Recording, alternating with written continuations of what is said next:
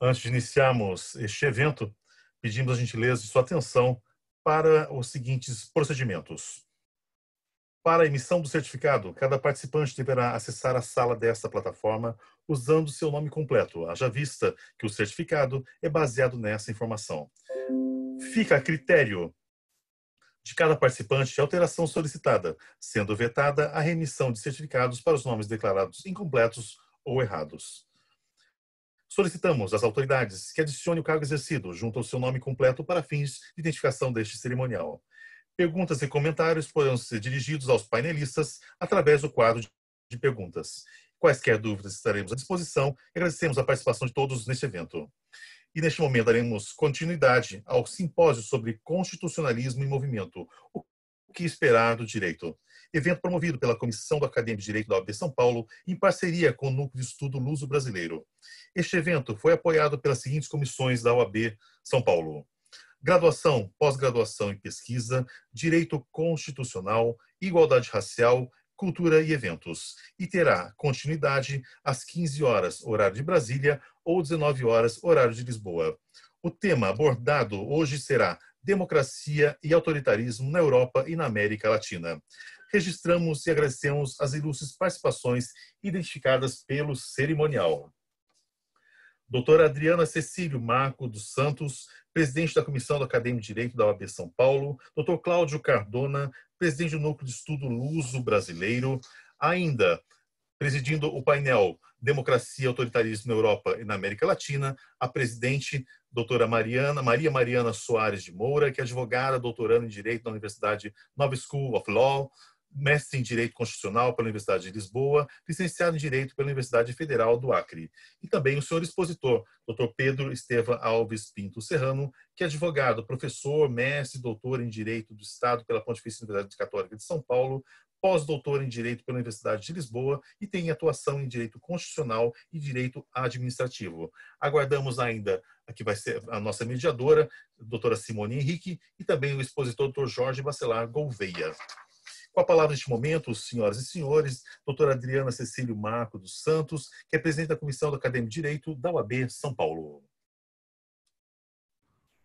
Olá, bom dia a todas e a todos, sejam muito bem-vindos. Bom dia aos amigos e aos estudantes e colegas que nos assistem aqui no Brasil e boa tarde aos colegas que estão nos assistindo em Portugal. Sejam muito bem-vindos a mais este evento da Comissão do Acadêmico de Direito, em parceria com o Núcleo de Estudos Luso-Brasileiro.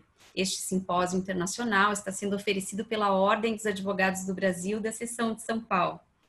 Nós hoje teremos o prazer de ouvir o professor Pedro Estevam Serrano, que está conosco aqui hoje e poderá nos falar sobre todo este panorama que nós estamos vivendo neste momento, sobre as questões relacionadas à democracia, às ameaças que as democracias vêm enfrentando ao longo destes anos e, em específico, atualmente em nosso país. Será um prazer, uma oportunidade de ouvir e de aprender com o professor Pedro, que sempre traz o seu conhecimento de forma muito generosa e que nos brindará com uma bela exposição. Muito obrigada, professor Pedro, pela sua presença, por ter aceitado o nosso convite.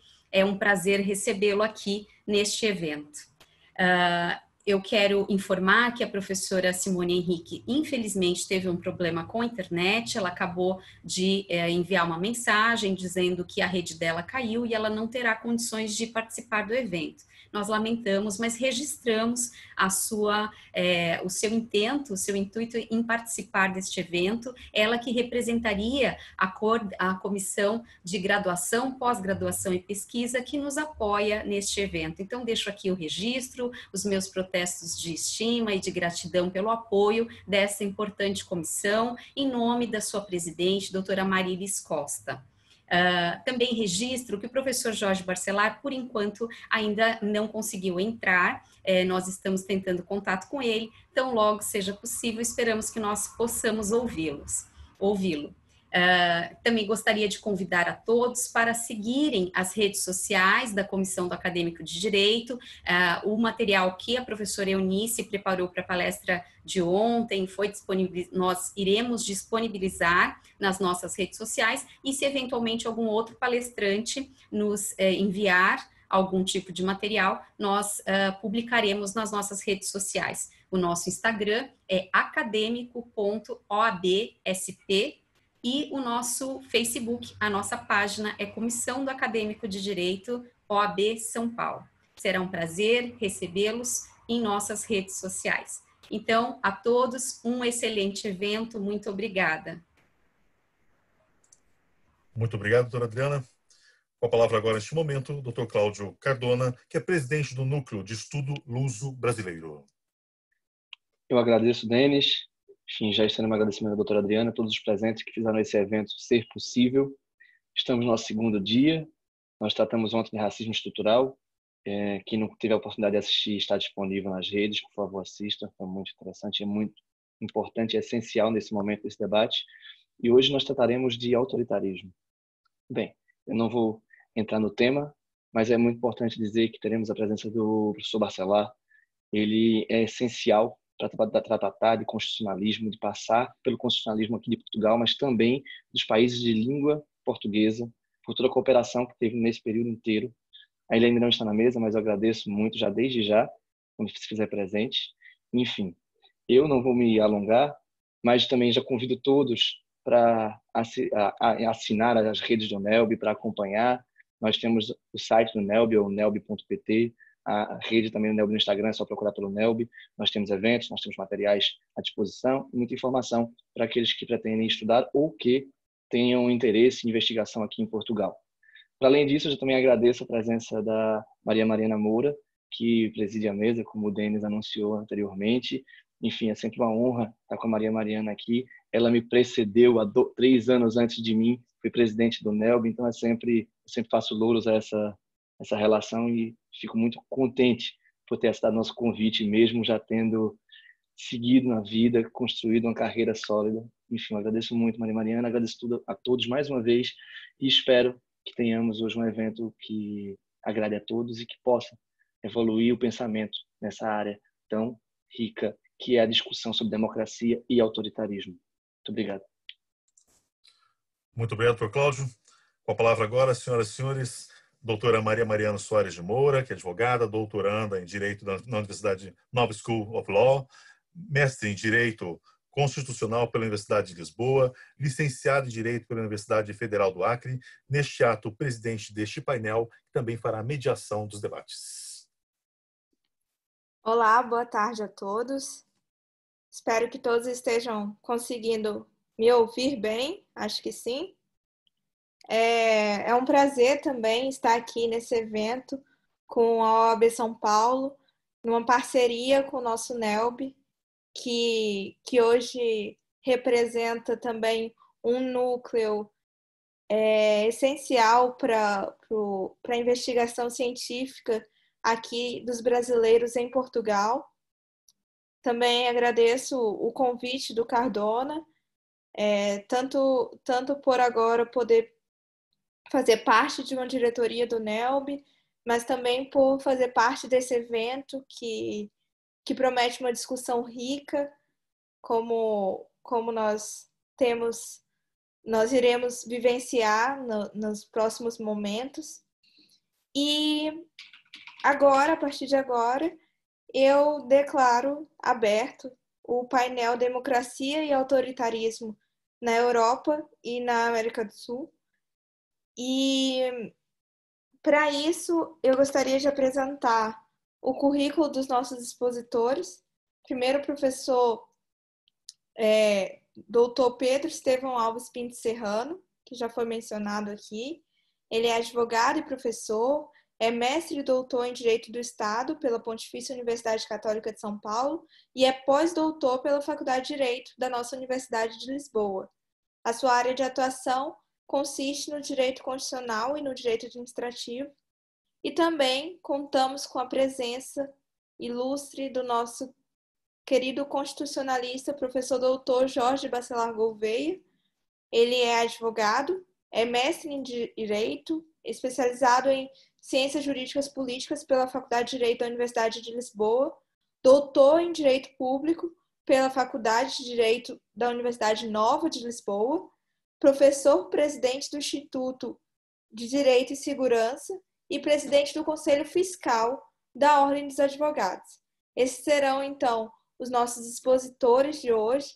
Como vocês podem ver pela breve explicação do currículo, nós temos uma grande oportunidade de ouvi-los para enriquecer o debate da democracia e do autoritarismo que é tão necessário atualmente em todos os locais do globo. Não estamos imunes disso. Então, desejo a todos um bom simpósio. Muito obrigado, doutora Maria Mariana. Então, com a palavra neste momento, senhoras e senhores, doutor Pedro Estevam Alves Pinto Serrano, que é advogado, professor, mestre e doutor em Direito de Estado pela Pontifícia Universidade Católica de São Paulo, pós-doutor em Direito pela Universidade de Lisboa, com atuação em Direito Constitucional e Direito Administrativo, neste ato expositor.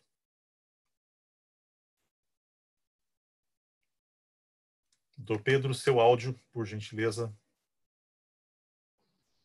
Eu agradeço muito o convite da OAB São Paulo, da Comissão de Acadêmicos, né, da OAB São Paulo, do NELB, né, do Núcleo de Estudos aí, que junta aí portugueses e brasileiros, né? Eu acho isso uma iniciativa muito boa, né? Cumprimento aí quem está nos assistindo, todos e todas, né? Estudantes e profissionais do direito aqui de São Paulo e de Lisboa, né? E agradeço muito a oportunidade de estar aqui, em suma. O meu tema é sobre um tema que eu tenho estudado há muito tempo, tenho dedicado pesquisas já desde o começo dos anos 2000 a respeito desse tema, que eu poderia chamar muito de forma geral como crise na democracia constitucional, né, ou crise das constituições do pós-guerra, né, em que eu procurei desenvolver uma narrativa própria, ou seja, termos e conceitos que, obviamente, dialogando com diversos autores, mas um caminho, um sendero próprio de pensamento que foi desenvolvido por um tempo em Lisboa, no pós-doutorado que eu fiz lá, de pesquisa, né? E depois em Paris. Eu estive lá fazendo também pós-doutorados na Universidade de Paris, na Unidade Nanterre, e na Universidade Católica, aí já em Teoria Política, Nanterre em Direito Público. Mas sempre com esse tema, né? É um tema que eu acho dos mais relevantes, eu acho que eu fui um dos primeiros a tratar no Brasil, se não fui o primeiro, pelo menos com a minha narrativa, certamente. E é talvez o tema que eu vi que mais tem chamado a atenção em pós-graduações, ao menos na França e Estados Unidos, que eu tenho ido muito ultimamente. Eu posso garantir que é o tema mais tratado nas principais universidades lá, né? E que é um tema ainda no Brasil iniciante. Já tem gente pensando, é um tema com abordagens diferentes e narrativas diversas. Tem muita gente já refletindo. É um tema que tem uma dimensão teórica e uma dimensão prática mesmo. Eu acho que é muito relevante. O pressuposto para poder compreender a crise democrática e constitucional que nós passamos atualmente é entender o imenso sentido, a meu ver, que teve no mundo ocidental, e eu diria que, em especial, no mundo de influência europeia continental, como é o nosso mundo, né, aqui no Brasil, na América Latina, mas também mesmo no mundo anglo-saxão, né, que são chamadas condições do pós-guerra, né? A Segunda Guerra Mundial representou um marco na humanidade triste e, ao mesmo tempo, muito relevante. Nós temos que compreender o que é o homem do baby boom, o homem do pós-guerra, né? Ocidental, o pensador do baby boom. O que significou o mundo para ele? É um mundo destroçado nos seus pilares, a meu ver, né? Duas grandes crenças conformavam o homem ocidental no pré-Segunda Guerra Mundial. A crença na recém-nascida, então, democracia universal, democracia universal, ela se desenvolve no fim do século XIX, começo do século XX. Até então, nós tínhamos uma democracia censitária, uma democracia onde quem participava das escolhas e decisões era quem tinha dinheiro, ou quem tinha renda ou quem tinha propriedade, né? Essa democracia vai deixando de ser burguesa no estrito senso e vai se universalizando marcadamente a partir da participação dos trabalhadores no voto, né? Que se dá no fim do século XIX, depois de uma série de eventos históricos, né? Eu diria que a partir das Jornadas de Junho de Paris, em 1848, na Primavera dos Povos, os trabalhadores surgem como atores políticos e passam a exercer voto, e assim no século XX vai as mulheres com o voto sufragista, os negros, e a democracia se torna universal. E eu creio que o que eu observo em todos os autores desse período é que há implícito sempre uma crença de que o fato de haver uma democracia nunca antes vista na humanidade, em que todos, de alguma forma, elegem representantes e participam da decisão, isso levaria necessariamente a boas decisões, a decisões adequadas no plano moral, no plano político, no plano do bem viver coletivo, da boa vida coletiva, porque estariam todos participando do processo decisório. Da mesma forma, no paralelo, ocorre uma imensa crença no mundo ocidental na ciência instrumental. A ciência instrumental havia produzido, marcadamente a partir do século XVIII, uma série de evoluções que haviam ampliado a expectativa de vida do ser humano, lhe dado mais conforto, desenvolvimento, a indústria, né? Propiciado uma produção de riquezas também nunca antes vista na história humana. Então, o homem que sai do século XIX, essa crença é muito intensa no século XIX e vem até o século XX, é um homem que tinha esses dois pilares de crença. Eu falo assim do pensador ocidental, né? Do homem avant la lettre, o homem de vanguarda, o homem e a mulher, né? De vanguarda desse período. Era gente que acreditava mesmo na democracia universal e na ciência. Pois esses dois pilares, eles são implodidos na Segunda Guerra Mundial. A democracia universal é que possibilita a ascensão do fascismo e do nazismo ao poder, que chegam ao poder pelo voto, né? E, ao mesmo tempo, a ciência instrumental, que deveria ser algo pela sua neutralidade, deveria ser algo que necessariamente levasse a resultados bons, né? Acaba levando ao genocídio, a tragédias imensas, né? O nazismo e o fascismo foram doenças da razão e não da religião, é bom lembrar. Portanto, o pós-guerra no mundo do pensamento humanístico em geral, é um correr atrás para compreender aquele período e compreender com a finalidade que aquilo não retornasse a acontecer. No plano do direito, o fenômeno mais relevante desse período são as constituições do pós-guerra. A Constituição alemã e italiana, logo imediatamente após guerra, e depois, após as ditaduras europeias, as constituições espanhola e portuguesa, só para dar exemplos aqui, né? Todas são essas constituições, têm esse espírito anti-autoritário. Ferrajoli, que é um grande pensador das constituições do pós-guerra, Luigi Ferrajoli, trata essas constituições como semente antifascistas, né?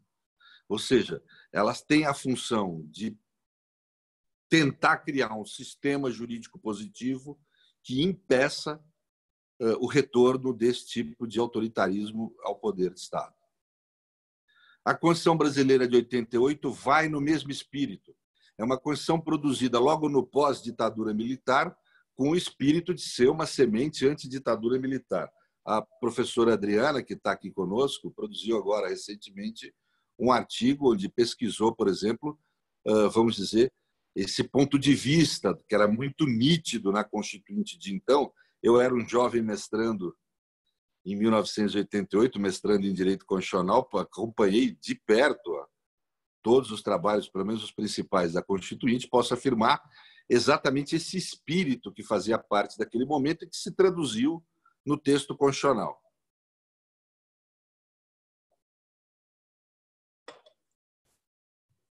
na realidade, houve um momento na vida humana, na vida social, no primeiro mundo e aqui, em que se foi construindo um pacto entre conservadores, liberais, sociais-democratas, marxistas, europeus, etc., em torno, vamos dizer, de uma visão humanística que deveria presidir o que seria considerado uma sociedade civilizada. Portanto, Ferrajoli aponta, creio que com razão, que essas constituições do pós-guerra elas têm essa característica fundamental de serem constituições rígidas que vão limitar a decisão política. Aquela decisão política da democracia universal, que eu creio que os pensadores acreditavam como naturalmente vocacionada a decisões boas, em termos de vida coletiva, e se observou na ascensão do nazismo e do fascismo que isso não necessariamente ocorreria.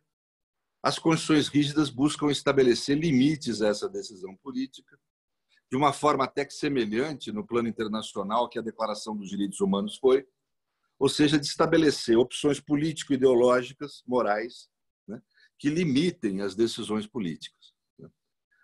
O núcleo central, eu diria, se fosse para ser generalista, o núcleo central dessas limitações são proibir ofensas a direitos de liberdade e determinar o cumprimento de certos direitos sociais. Pois esse espírito humanista próprio das condições do pós-guerra, ele vai sofrendo uma crise que acompanha a crise da democracia. Eu creio que diversos autores no âmbito do direito, não todos, obviamente, mas um grupo de autores de países diferentes observaram esse fenômeno. Eu tenho essa forte convicção pelas pesquisas que fiz. E cada um vai ter uma narrativa, um nome que dá esse fenômeno, uma forma de descrever, uma forma de conceber divergentes. Um entende que é um fenômeno mais intenso, outro menos, um mais local, outro mais geral, mas todos, de alguma forma, falam desses que eu vou falar. Norberto Bobbio, no último livro que é publicado dele, uma reunião de artigos, ele chama esse fenômeno de novos despotismos. Ferrajoli vai nomear como poderes selvagens ou processo desconstituinte.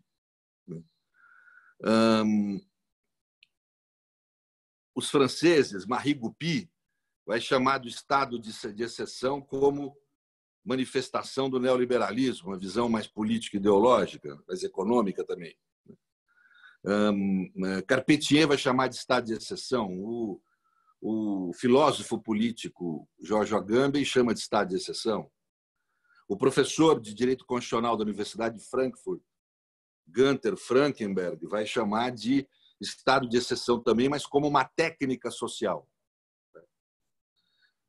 O professor Boaventura Santos utilizou-se da expressão democracia de baixa intensidade. Ronald Dworkin, no livro Democracy is Possible Here, ele trata do fenômeno como perda do common ground. Autores lá da Nanterre, essa universidade que eu estive fazendo as pesquisas recentemente, vão chamar de pós-democracia. Aqui no Brasil, Rubens Casar é um autor que adota essa narrativa. No Brasil, nós já temos hoje pensadores que se devotam a refletir sobre isso. Eu citaria o professor da USP, Gilberto Bercovitch, que trata do tema como estado de exceção, com um viés econômico, Rafael Valim, mais ou menos na mesma toada.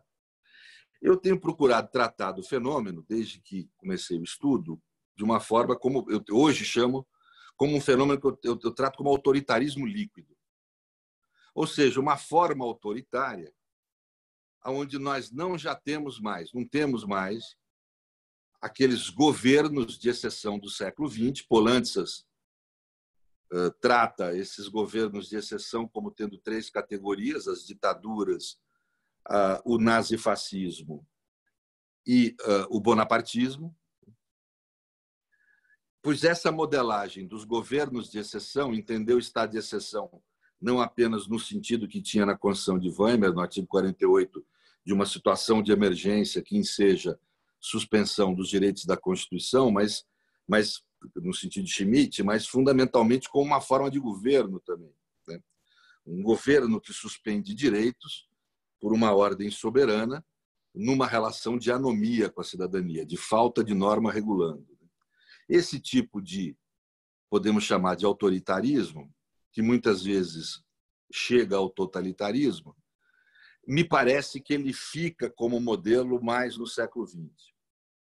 Hoje o que nós temos, creio eu, é a produção de medidas de exceção no interior do regime democrático, como sendo o mecanismo mais intenso de autoritarismo que nós temos, e ele percorre, de alguma forma, quase todas, me parece, as nossas democracias ocidentais. Estou aqui tomando a liberdade de incluir a América Latina como Ocidente. Nos Estados Unidos, por exemplo, nós tivemos a produção do Patriotic Act, um exemplo de medida de exceção. Na Europa, as leis antiterrorismo e outro tipo de legislação. O que eu observei numa visão de plano da Europa, não vou me acentuar esse detalhe, né?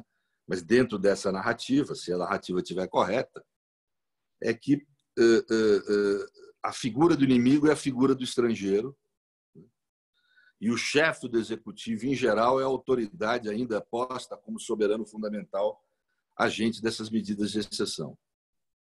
Na América Latina, não. Na América Latina, o que nós tivemos, isso ocorreu em diversos países, né? Em alguma medida, Honduras, Paraguai, Brasil, em outra medida, Venezuela, Argentina, Bolívia, né? Brasil também. Né?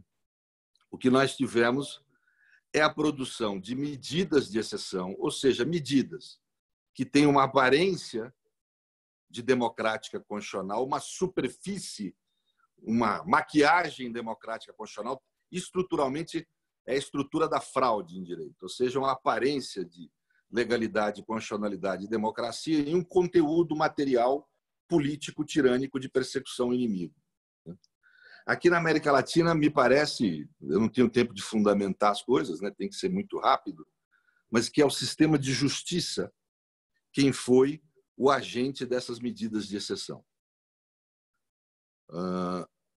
Marcadamente, duas grandes categorias de medidas de exceção se observam no continente. Primeiro, os chamados processos penais de exceção e os impeachments inconstitucionais. Aquilo que muitos chamam de golpe. A expressão golpe para descrever um impeachment inconstitucional, ou seja, um impeachment que subverte o sentido de uma Constituição no presidencialismo democrático. A primeira, em todas as minhas pesquisas, essa expressão que eu não gosto, diga-se, não acho que ela descreve bem o fenômeno, mas ela foi utilizada inicialmente não por nenhuma figura, nenhum ativista de esquerda ou coisas do gênero. É um dos maiores pensadores do direito do mundo anglo-saxão no século XX, que é Ronald Dworkin, quem utilizou essa expressão num artigo chamado A Kind of Coup, na revista The New Yorker, né, onde ele faz uma análise da tentativa de impeachment do presidente Clinton e ele chama esse fenômeno de golpe, que seria, vamos dizer, tratar de forma banalizada o impeachment. Ele fala do impeachment como uma bomba atômica, uma bomba nuclear, com uma decisão de usar uma arma nuclear numa guerra, né? Ou seja, uma decisão a ser adotada apenas em situações de extrema emergência. E aí, falando do Brasil, que é o que mais nos interessa, a nossa Constituição de 88 adota essa lógica que Dworkin descreve no artigo.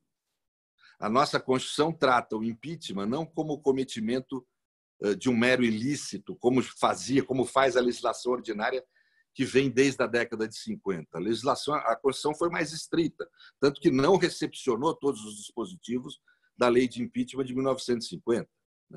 A Constituição não fala da mera inconstitucionalidade ou da mera ilegalidade como motivo para caracterizar o crime de responsabilidade que seja o impeachment.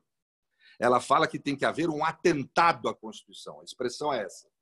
Ou seja, tem que ser dotado de extrema gravidade e é um ato que não deveria ser banalizado, como foi, infelizmente, na nossa história recente do Brasil. Não só com Dilma, mas com Collor também, e com o pedido, infelizmente não aprovado, de impeachment do presidente Fernando Henrique Cardoso. Ou seja, um uso banalizado desse instituto, que acaba adotando a forma de medida de exceção. E também os processos, inquéritos penais de exceção. Há uma expressão muito entre os juristas agora da América Latina que eles falam em lawfare. É uma expressão emprestada do direito americano, do pensamento estratégico, na realidade. Não é nenhum pensamento jurídico. Eu prefiro usar a expressão mais estrita, por razões que não dá para alongar aqui, do inquérito ou processo penal de exceção.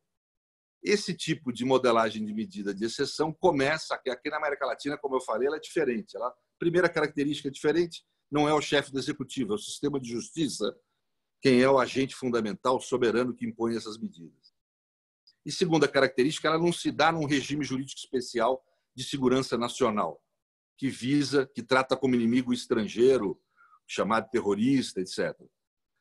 Ela se dá no interior do direito penal comum, procurando, vamos dizer, tratar réus de processo penal comum sem que lhe seja dada a devida, vamos dizer, a proteção jurídica e política mínima que qualquer ser humano faz direito. Portanto, o trata como inimigo. Isso se inicia nos processos relativos à chamada guerra das drogas, né?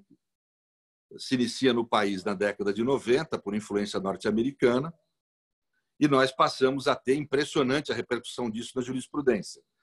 Direitos consagrados pela prática jurisprudencial há décadas vão sendo flexibilizados e a figura do réu vai se transformando da ideia do cidadão que erra na ideia do inimigo de Estado.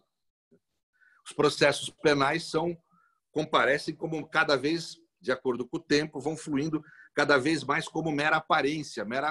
A defesa é uma mera maquiagem, não é levado em conta, né? Provas, o standard probatório para acusação é impressionante o nível de redução. Até em questões clássicas.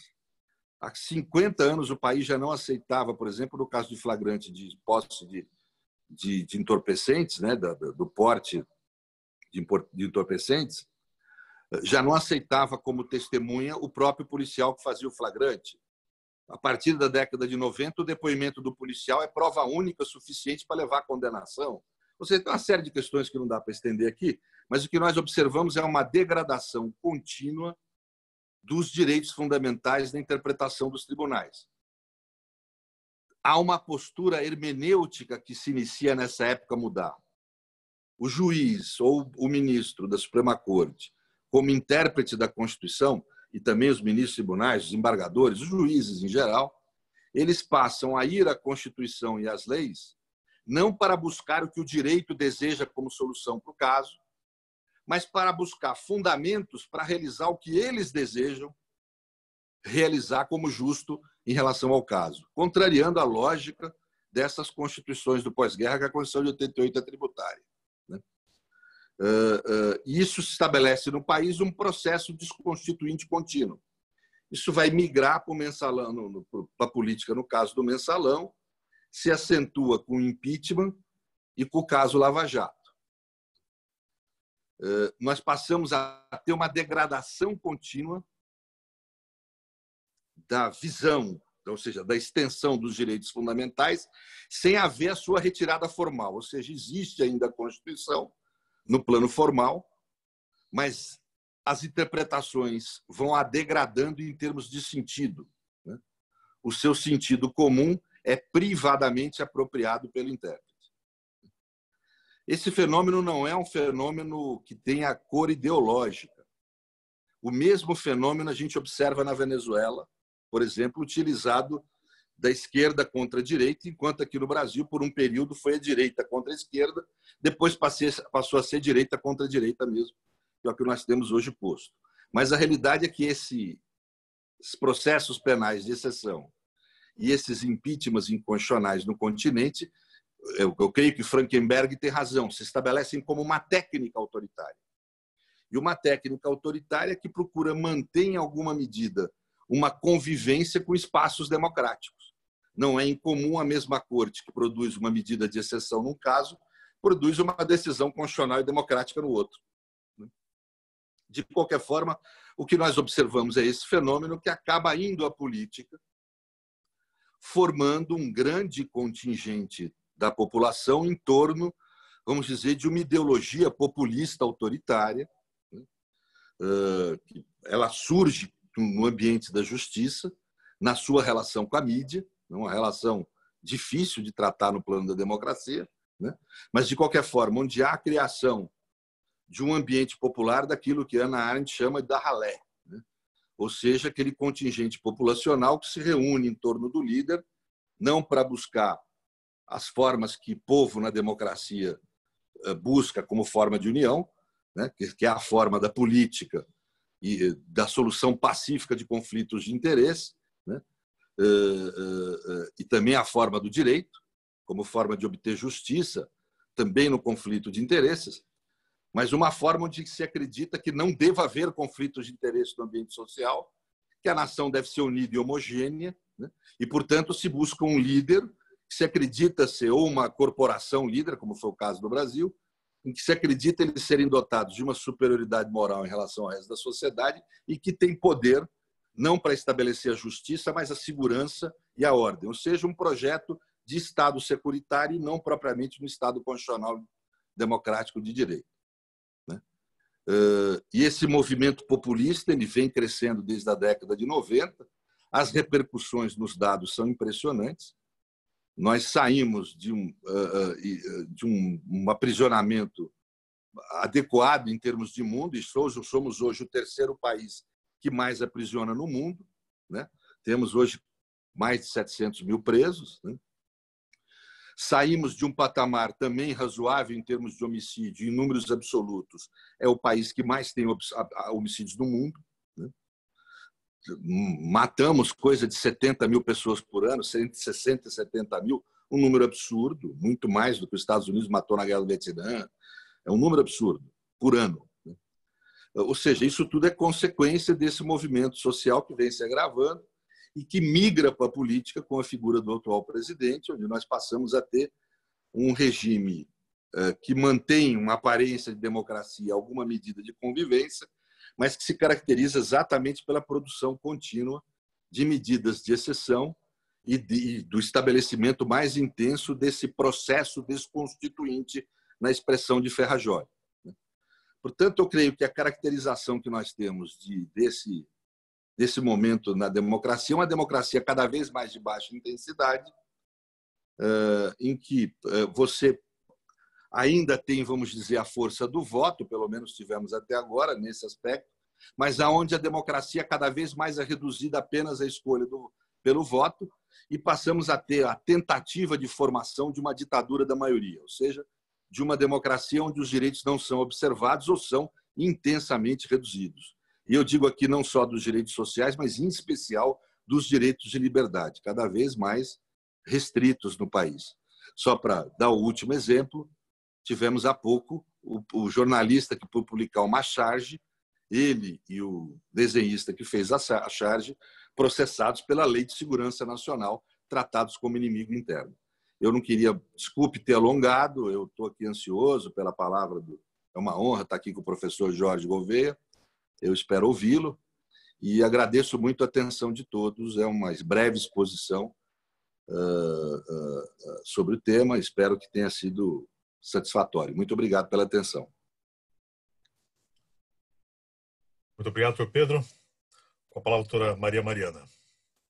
Muito obrigada, professor Pedro, pela excelente contribuição. Foi uma exposição fenomenal, como falaram aqui no nosso bate-papo. Muito obrigada. E, a partir de agora, nós continuaremos o nosso painel com o professor doutor Jorge Bacelar Gouveia, um grande constitucionalista daqui de Portugal. Nós já apresentamos o professor, mas o professor ainda não tinha tido a possibilidade de entrar. Eu repito aqui para aqueles que entraram depois também, que o professor Dr. Jorge Bacelar Gouveia é advogado, mestre em Direito, especializado em Ciências Jurídicas e Políticas pela Faculdade de Direito da Universidade de Lisboa, doutor em Direito Público pela Faculdade de Direito da Universidade Nova de Lisboa e professor-presidente do Instituto de Direito e Segurança, presidente do Conselho Fiscal da Ordem dos Advogados de Portugal. Bom, professor, a palavra é sua. Muito obrigado, julgo que me estão a ouvir bem, não é verdade, Tá tudo bem. Muito obrigado. Eu peço desculpa porque equivoquei-me, mas julguei que fosse às 15 horas de Lisboa, mas começaram mais cedo às 14, mas ainda vinha tempo e não foi necessário sair de casa para chegar a esta conferência, porque estou a fazê-la a partir de casa precisamente já depois de ter almoçado. Os colegas aí no Brasil ainda estão com apetite e com fome para o almoço. Mas é com muito gosto que me associo a esta iniciativa da Comissão Académica de Direito da OAB de São Paulo, neste simpósio sobre o constitucionalismo e o movimento, o que esperar do direito, e neste primeiro painel, democracia e autoritarismo na Europa e na América Latina. Eu vou fazer aqui umas considerações também necessariamente breves, porque penso que o tema é realmente muito vasto, mas infelizmente é um tema que está na ordem do dia. E nós sabemos bem, por intuição, qual é a diferença entre uma ditadura e uma democracia. Sabemos isso pelos livros, sabemos por critérios científicos.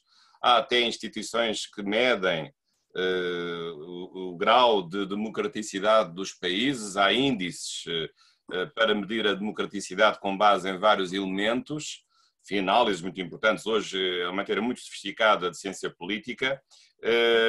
Mas a verdade é que em certos momentos nós vivemos e temos a ideia de estarmos com a falta de oxigênio democrático. Estamos a ficar realmente com falta de democracia e tem sido referido por muitos autores e também acompanhei aqui a intervenção do professor Pedro Serrano, aliás, gostei muito, que deu muitos exemplos de sinais preocupantes no que respeita à ausência parcial da democracia ou de práticas democráticas, muitas vezes naqueles países em que nós achávamos que a democracia tinha chegado para si, tinha ficado para sempre, e às vezes isso não é bem assim. Mas, portanto, o tema da crise da democracia, ou o tema da crise do Estado Democrático, é um tema na ordem do dia e tem várias causas que estão mais ou menos identificadas. E também é verdade que o nosso mundo é um mundo que está em mudança. Penso que uma dessas causas tem a ver com os partidos políticos, porque a nossa democracia dita liberal, embora se desenvolvesse no século XX, é uma democracia que, sobretudo, se desenvolveu a partir da criação dos partidos políticos como associações de cidadãos que defendem projetos alternativos de sociedade, sobretudo a partir do momento em que os partidos políticos deixaram de ser partidos de quadros, mas passaram a ser partidos de massas, sobretudo com as ideologias de esquerda que realmente deram um novo elan, digamos, ao caráter doutrinário dos partidos políticos, portanto, a partir do século XX. Mas a verdade é que com as quedas das ideologias, com a queda e a implosão do mundo comunista, as soluções que se apresentam para a vida em sociedade são cada vez soluções mais parecidas umas com as outras e, portanto, não há grandes projetos alternativos de vida em sociedade. Portanto, há aqui um problema também da incapacidade dos partidos políticos de terem projetos radicalmente distintos de sociedade e de poderem, por isso, representar também os cidadãos que também acabam por muitos querer a mesma coisa e, portanto, a diferença para votarem no partido A ou no partido B ou no partido C vai sendo uma diferença cada vez mais reduzida e o critério para a distinção deixa de ser um critério programático e passa a ser um critério secundário, se é o político mais bonito, se é o político que veste melhor, se é o político que fala melhor ou se é o político que tem ideias um pouco mais engraçadas, como é o caso agora aqui na Europa até houve um chefe de Estado que foi eleito e era cómico do circo, aliás em dois países. Portanto, começam a surgir critérios assim espúrios para nós realmente, para certas pessoas escolherem os líderes partidários. Depois também há aqui um outro fenómeno muito importante que é o fenómeno da mediatização da própria política. Portanto, nunca como agora os mass media tiveram tanto poder, e, portanto, falam de tudo e metem-se em tudo, e, portanto, há uma absorção, um monopólio total da vida pública por parte dos meios de comunicação social, e nós sabemos muitas vezes que os meios de comunicação social não são propriamente ingênuos, nem são propriamente neutros. Eles também estão a soldo de certos interesses e, portanto, muitas vezes manipulam a opinião pública, dando destaque a certas notícias que lhes interessam, mas não publicando outras, inventando notícias, fake news, e assim por diante, conforme os donos das empresas desses meios de comunicação social. E, portanto, aquela ideia um pouco utópica da independência do poder político em relação ao poder mediático é realmente utópica, porque essa independência não existe e é cada vez mais difícil controlar a neutralidade e a imparcialidade dos órgãos de comunicação social, e mesmo os instrumentos que existem de direito de resposta, ou direito de oposição, ou direito de esclarecimento, muitas vezes nem sequer são cumpridos por parte desses órgãos de comunicação social. Esse é um problema também, a meu ver, muito sério. Como também é um problema muito sério hoje o problema da corrupção. E infelizmente o Brasil enfrentou nos últimos anos esse problema como ninguém, ou como nenhum outro Estado enfrentou. E, portanto, a certa altura, a descoberta de que os titulares do poder estão capturados, não só capturados alguns por órgãos de comunicação social, mas capturados também por grupos económicos que compram votos, que combinam votações e que retiram dinheiro público para interesses particulares. Enfim, não vou referir aqui coisas em pormenor, mas de facto hoje esse é um problema sério, o problema da corrupção, o combate à corrupção, que é um combate cada vez mais difícil, um combate muito árduo, porque a corrupção também é cada vez mais sofisticada, porque ela infiltra-se de uma forma muito subtil e muito subliminar em vários interesses que aparentemente são interesses objetivos e são interesses sérios, mas na verdade os nossos países, e não estou aqui a dizer que Portugal não tem a corrupção, infelizmente tem, mas ela é de muito difícil combate e, portanto, depois não é de estranhar que às vezes haja certas medidas que nos parecem exageradas, mas porventura algumas têm de ser colocadas em cima da mesa para o combate a essa mesma corrupção. Claro que isso depois também nos leva para um outro problema, que é o problema, evidentemente, também da judicialização da política. Porquê? Porque como os políticos não se dão ao respeito, como os políticos não têm capacidade de representar os cidadãos, como os políticos são incompetentes, como os políticos não têm consistência, não há mérito na política, as pessoas com mérito não vão para a política e, portanto, não é de esperar que o cidadão tenha uma descrença total dos políticos e, portanto, acabe por considerar que o poder judiciário, que tem pessoas, apesar de tudo, mais qualificadas, seja o poder judiciário, enfim, a meu ver mal, porque não são salvadores da pátria, mas muitas vezes olham para o poder judiciário como um poder alternativo de garantia da seriedade da atividade política. Portanto, há aqui um conjunto de questões complexas. Também outro problema é o problema da globalização, porque a globalização, e isso também tem a ver com a crise da democracia, acaba por reduzir a identidade dos próprios países. E nunca fui contra a globalização, pelo contrário, a globalização trouxe aspectos muito importantes.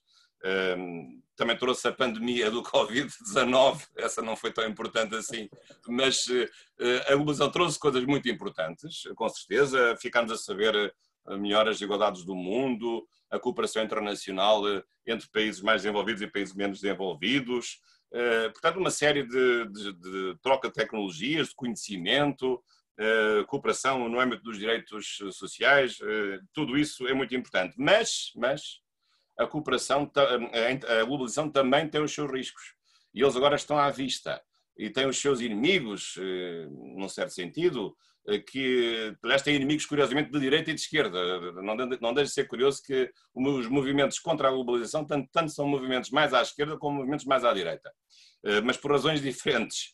Mas de facto o problema da globalização é a incapacidade que os países têm de manter a sua identidade nacional e de muitas vezes não corresponderem aos desejos e aos interesses de proteção dos países, e muitas vezes os países em vias de desenvolvimento, ou menos desenvolvidos, apenas têm na estrutura do Estado a única proteção que lhes pode valer, porque tirando a estrutura da soberania do Estado, mesmo se vista à moda antiga de uma soberania do século XIX, mas para esses Estados, sobretudo que são Estados recentes, estou a referir em particular aos Estados africanos, depois da Segunda Guerra Mundial, que se tornaram independentes. A África, em 45, tinha 3 países independentes, ou 4, e agora são 55 ou 56.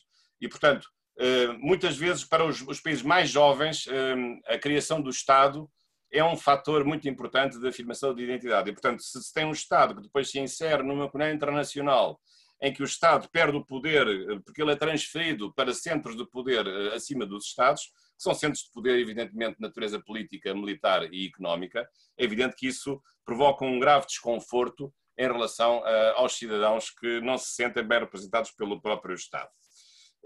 Portanto, esse também é outro aspecto que está em cima da mesa. Também há um aspecto que o professor Pedro também referiu e bem, eu aí talvez não concordo muito com ele, mas que é o problema do terrorismo e da securitização, digamos, da sociedade. Enfim, é verdade que nós estamos agora numa nova fase da vida internacional em que o terrorismo, a partir de 2001, com 11 de setembro, tornou, sobretudo aqui na Europa, as condições de vida particularmente mais complexas, porque foi necessário adotar um conjunto de medidas antiterroristas que, de facto, limitaram um pouco as liberdades das pessoas.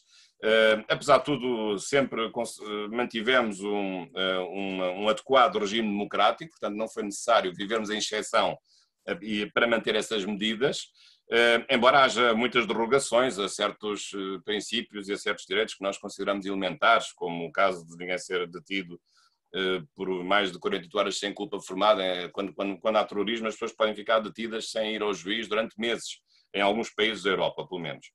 E, portanto, há uma redução drástica da nossa privacidade, evidentemente, mas até agora na Europa isso tem sido possível, mantendo a funcionar regimes de natureza democrática, e precisamente para fazer face a essa ameaça, que é realmente uma ameaça hoje grande, que paira sobre todos os nossos países, também sobre a Europa, ameaças à segurança dos países, não só o terrorismo, as armas químicas ou as armas de proliferação maciça, até a pirataria, os crimes informáticos, a criminalidade organizada e violenta, portanto, novos fenómenos que nós não tínhamos até aos anos 60, a criminalidade organizada e violenta não existia, e passou a existir a partir dos anos 60 na Europa, e o novo terrorismo que sabemos de raiz jihadista, que também tem aquilo que tem as consequências que nós temos observado.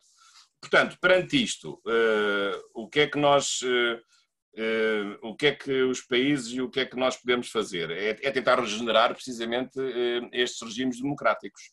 Não é deixar que eles se transformem em ditaduras, mas é procurar mecanismos de regeneração destes regimes democráticos que acusam o desgaste e a saturação de certos instrumentos que já não são instrumentos suficientes. E isso é um assunto que tem sido muito discutido. Há várias maneiras de o fazer. Desde logo, por exemplo, não dar um monopólio aos partidos políticos para a representação parlamentar, permitir as candidaturas, por exemplo, de grupos independentes. É um processo que se vai multiplicando pela Europa e em Portugal isso já sucede ao nível dos órgãos autárquicos, por exemplo, não ser necessário criar um partido político e as candidaturas não ficarem reservadas aos partidos políticos. Por exemplo, a adoção mais frequente de plebiscitos e de referendos. Eu sei que há uma ideia pré-concebida de que os plebiscitos são mecanismos da direita. Claro que isto vem do bonapartismo, possivelmente, mas tem já agora um contra-argumento muito forte, é que eu saiba, Pinochet saiu de líder do Chile por um plebiscito, curiosamente. Portanto, aí o plebiscito não foi um instrumento de direita, foi um instrumento de esquerda, porque ele era ditador de direita. E, portanto, o plebiscito ou o referendo feito num ambiente democrático pode ser muito importante, porque é a maneira de permitir ao cidadão não ficar intermediado por uma representação política medíocre, sem consistência, e em que o próprio cidadão não possa aceitar e não se possa rever. Portanto, há também aqui a necessidade, provavelmente, de reinventarmos alguma coisa nesta democracia e sobretudo, também a ideia de uma democracia vista em termos mundiais. Hoje tem-se falado muito na globalização do direito constitucional ou no constitucionalismo global, enfim, isso tem muitos nomes, há muitos livros sobre isso. Acho que é um tema interessante e de facto, o espírito constitucionalista, que é o espírito de entendermos que o poder político é um poder político limitado por certos princípios e certos valores, esse espírito também deve chegar hoje até às instâncias internacionais, porque lá também precisam de mais controle e até de separação dos poderes. Agora, falando, para terminar um pouco, não em termos assim mais de teoria do Estado ou teoria do direito constitucional, mas em matéria de realidade, sobretudo europeia.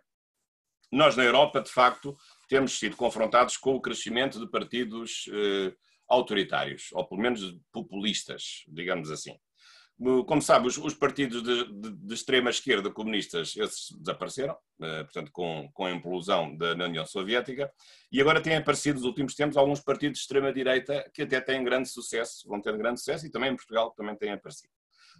E tem-se prevalecido, sobretudo aqui no âmbito da União Europeia, de várias razões que têm aparecido em conjunto e que são realmente problemáticas. Temos a questão do Brexit, mas o Brexit não foi propriamente um movimento autoritário, portanto, senão significaria que eu estaria aqui a dizer que metade da população britânica seria autoritária, não é isso. O Brexit tem a ver com razões de má gestão da União Europeia em relação aos interesses do Reino Unido, e com alguma razão, eu percebo o que é que esteve por trás do Brexit, porque realmente a União Europeia chegou a um momento que não tem conseguido satisfazer as suas necessidades e os seus cidadãos. Há uma burocracia bruxelense que se apoderou das instituições europeias e, portanto, há um domínio de certos países nas políticas europeias, sobretudo o eixo franco-alemão, que continua a funcionar, melhor ou pior, mas continua a funcionar, e, portanto, os outros países sentem-se discriminados e, portanto, não é de espantar que até os novos países que entraram, sobretudo a Polónia, que é um grande país com 40 milhões de habitantes, tenha vindo a assumir algumas posições de maior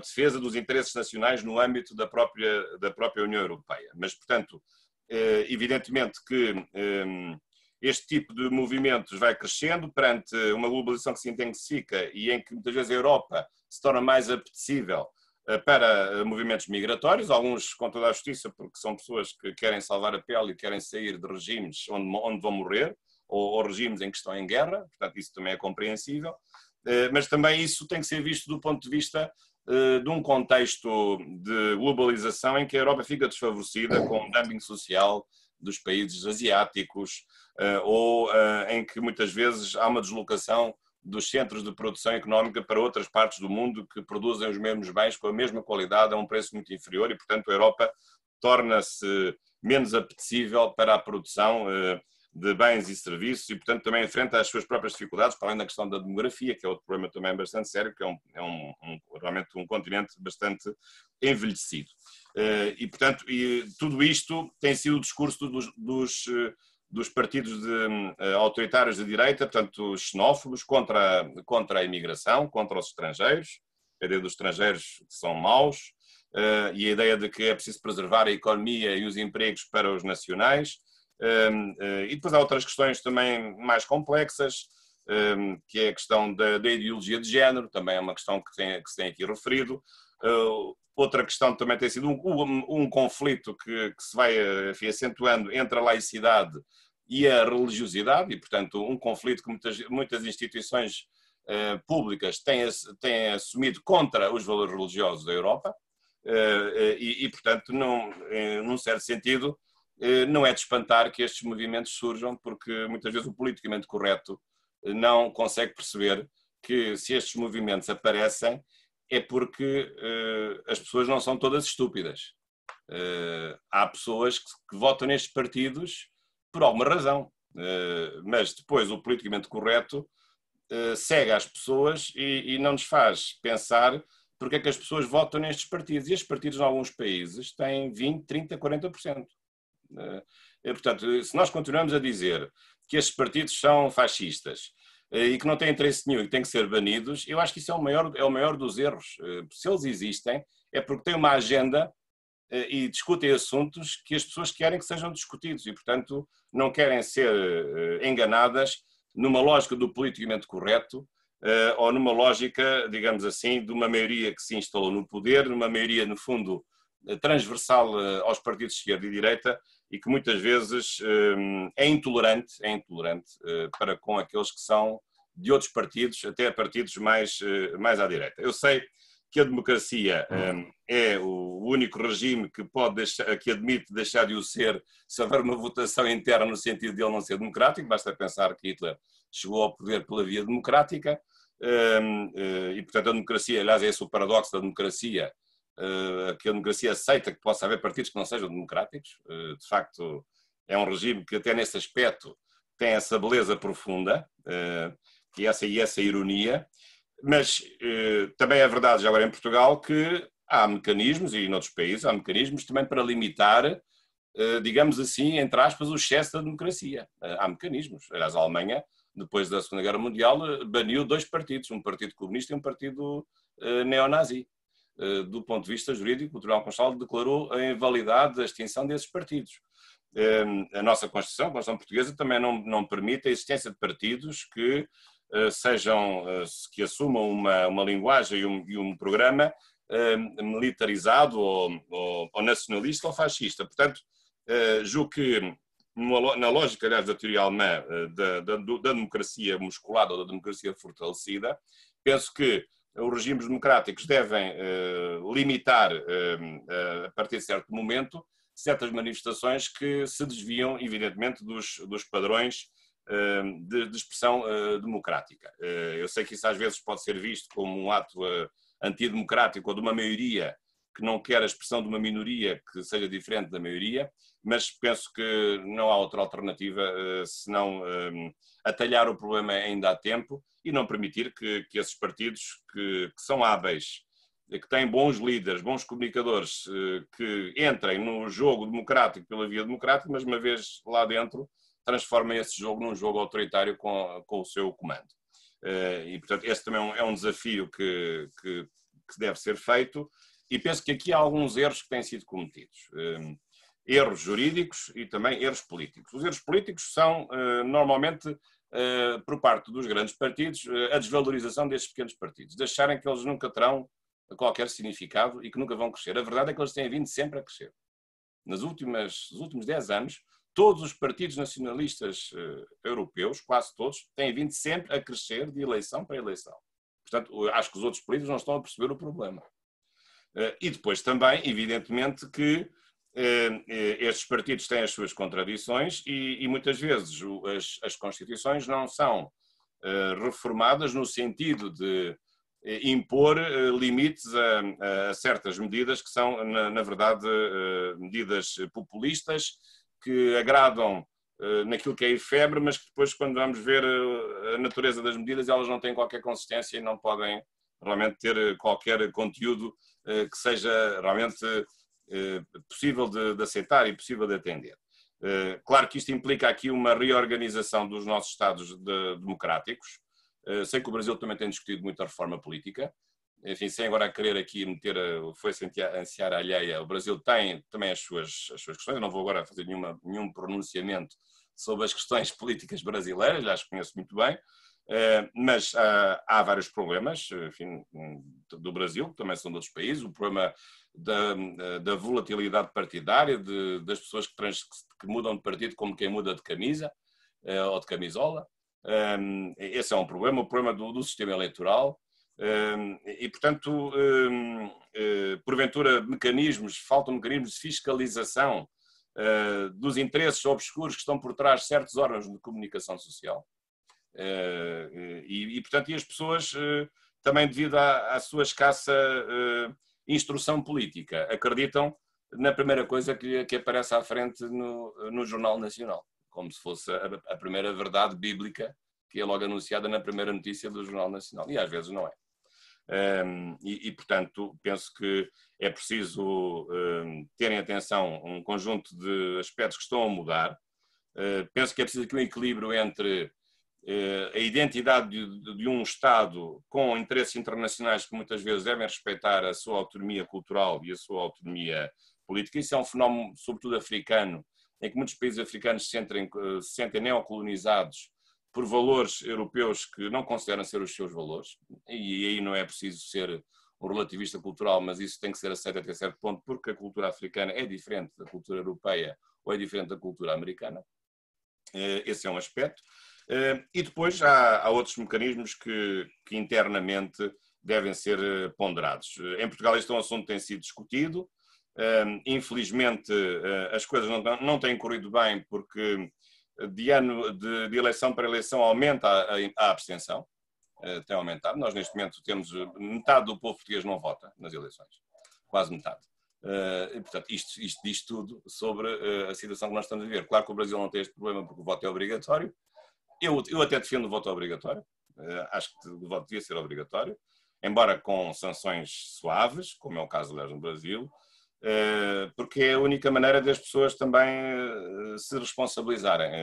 Mas também se diz que é antidemocrático obrigar as pessoas a votar se as pessoas não se sentem motivadas para votar e se acham que não há nenhum partido que as represente e que só podiam votar num partido chamado abstenção, que também de si é outra impossibilidade lógica, porque, embora haja, não é possível concretizar, embora haja certas experiências em que se as pessoas não votaram ou votaram num partido chamado abstenção, haverá uma concomitante redução dos lugares da representação parlamentar num certo país, embora eu acho que essa discussão é capaz de ser demasiado, enfim, mirabolante para poder ser verdadeira. Mas, portanto, deixo-vos estas minhas reflexões. Penso que há aqui um longo caminho a percorrer de aperfeiçoamento dos regimes democráticos. Não acho que esteja em marcha qualquer regresso às ditaduras, eu acho que não. Claro que há países que são países de regimes híbridos, as chamadas democraduras. Há alguns, aliás, eu nem os vou dizer, que é para não ser politicamente incorreto aqui perante aqueles que nos estão a ouvir. É verdade que às vezes até é difícil saber se um país é uma democracia ou uma ditadura, porque tem aspectos de democracia e tem aspectos de ditadura. Mas ainda bem, porque se não fosse o regime livre da comunicação social, então eles seriam sempre logo ditaduras. Assim, de facto, consegue-se perceber e eles conseguem limitar a intenção de se tornarem regimes ditatoriais. Mas, portanto, penso que neste momento não há nenhum perigo de regresso a regimes autoritários como tivemos na Europa entre as duas guerras. Eu penso que isso está fora de questão. A questão do terrorismo, se pode abrir caminho a isso, tenho as maiores dúvidas que isso possa suceder, porque de tal maneira hoje as relações internacionais estão entrelaçadas que com base na cooperação entre os países, isso na Europa seria impossível. Agora, que vão aparecendo opiniões mais fraturantes, opiniões minoritárias, que vão ganhando mais adeptos, sim, e sobretudo aqui na Europa, o problema é o problema do futuro da União Europeia. Eu sempre fui europeísta, não sou federalista, acho isso um erro monumental. E é por causa das ideias federalizantes que nós estamos como estamos. É por causa do federalismo europeu que o Reino Unido se foi embora. E as pessoas ainda não perceberam, portanto, aqueles que querem uma federação à força ainda não perceberam que isso é o maior dos erros, isso vai destruir por completo a União Europeia. Portanto, também às vezes, digamos, na ânsia, na sofreguidão de ter mais poder para as instituições europeias, podemos deitar tudo a perder e não poder manter uma União Europeia que tem sido um fator de desenvolvimento para a Europa, uma Europa que foi devastada pela Segunda Guerra Mundial, que se ergueu graças à cooperação europeia, com certeza, a criação das comunidades europeias foi muito importante, mas a partir de certa altura sabia-se que esse processo iria ser difícil. Apesar de tudo, acho que se conseguiu, acho que foi um milagre. Como é que em 2004 entraram 10 novos países, que eram países comunistas, até a princípio dos anos 90, entraram de uma só vez 10 novos países, e apesar de tudo temos vivido numa Europa a 27 com alguma harmonia, enfim, com algum outro país um pouco mais complicado, o caso da Hungria agora também, o caso da Polónia, enfim, problemas com o Poder Judicial, mas apesar de tudo e apesar das dificuldades, enfim, que todos conhecem, acho que a União Europeia tem sido estável e tem funcionado relativamente bem. Agora, forçar a nota rumo a um Estado Federal Europeu, acho isso um erro enorme. Acho que esse erro não contribuirá nunca para resolver as coisas e não venham com a teoria do costume, que agora, por haver uma moeda única, tem que haver federalismo porque é uma decorrência automática. Essa conversa, sinceramente, nunca me convenceu. E, portanto, isso é um desejo de forçar o curso da história contra a própria história, porque nós, europeus, eu sou europeu, mas antes de ser europeu, eu sou português. A Europa é uma Europa da diversidade, não é uma Europa da unicidade. E nós temos 22 línguas oficiais na União Europeia. E, portanto, a ideia que as pessoas têm que a Europa é tudo a mesma coisa, isso é completamente falso. A Europa tem há países que foram criados em muitos momentos diferentes, ao longo sobretudo, a partir da Idade Média. Portugal é um dos países mais antigos da Europa, como sabem. A Alemanha é um país recente. A Alemanha nasceu em 1871.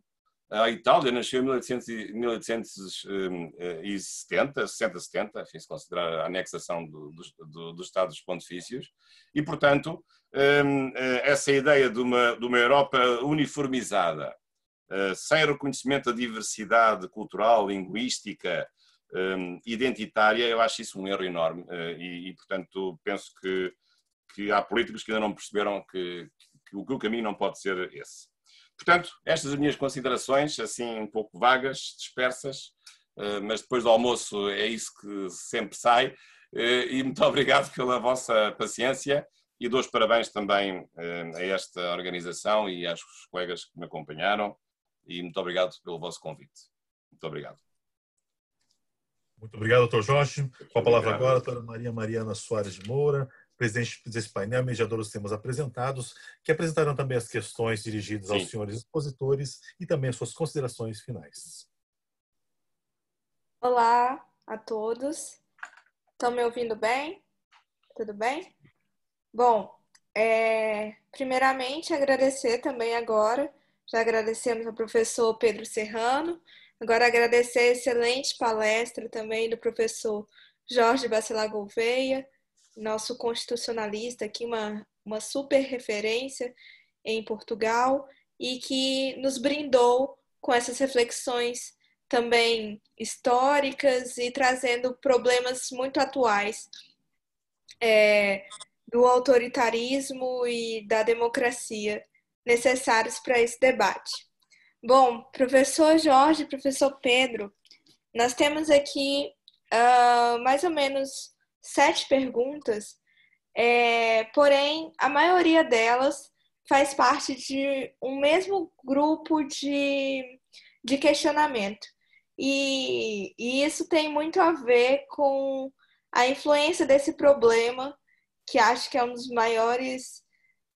mais novos problemas a serem discutidos na interferência democrática, que é exatamente a manipulação das massas através da mídia e a necessidade de se discutir, por exemplo, como o colega Edivanjo Ramos aqui mencionou, as políticas públicas que poderiam ser empregadas para